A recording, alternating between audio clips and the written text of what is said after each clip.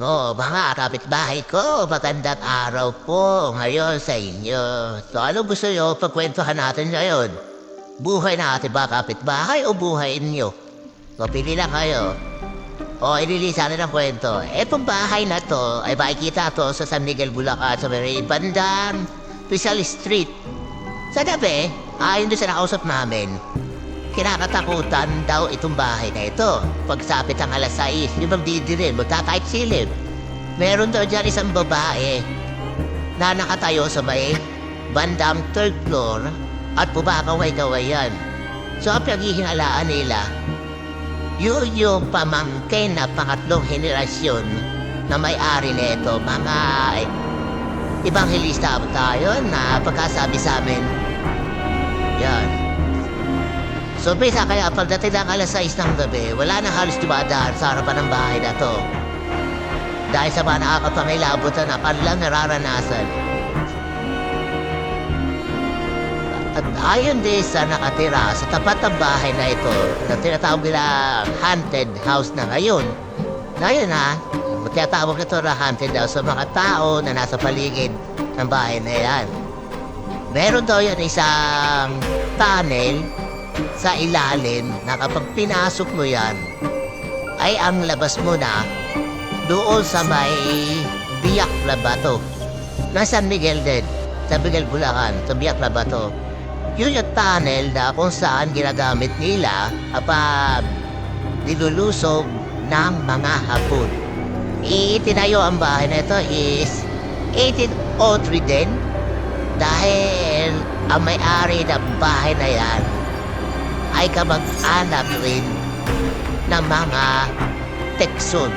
Kung kilala nyo ang pamilya Tekson. At ngayong taon na to, dahil napabayaan na ang bahay na yan, so makikita naman natin sa video na lumang-luma na at sira-sira na. Kaya ito ay pinapabugaran na ng sa mga elemento, mga entity.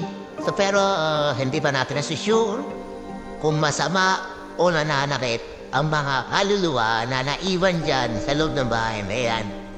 Ayun lang naman yun sa kwento. Sa kwento lang yun ang mga nakakaranas dyan nasa lugar na yan. Kaya pag bandang alas 6 na ng hapon talaga, wala na masyadong dumadaan dyan sa harap ng bahay na yan. Dahil sa mga nakikita na nila ang babae, kumakaway dyan sa may third floor, mga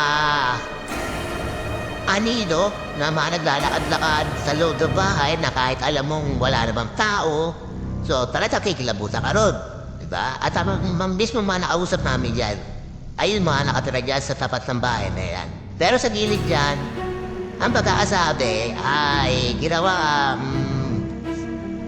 puluman ng mga El Shaddai. Yun, El Shaddai. Pero hindi sila inaabot dyan ng gabi. Kaya kung gusto nyo maranasan o gusto natin maranasan yan, kung gusto nyo sumama sa amin, kontaan nyo na po kami at pupuntahan natin ulit ang bahay niya sa San Miguel. Pero, isa lang ang masasabi namin dyan, hindi po tayo pwede mag-stay dyan ng gabi. Dahil nga po sa mga kwento at iniiwasan lang po nila na merong masama mayari sa atin sa loob ng bahay niya. Dahil sa masyado ng luma, magapok na ang mga kahoy, kaya hindi na pinapapasukan ng bandang pangatlong palapag. So, susubukan natin balikan yan. Ayun, kwentuhan tayo ngayon, ha? Tungkol sa mga kapitbahay natin, mga chismosa.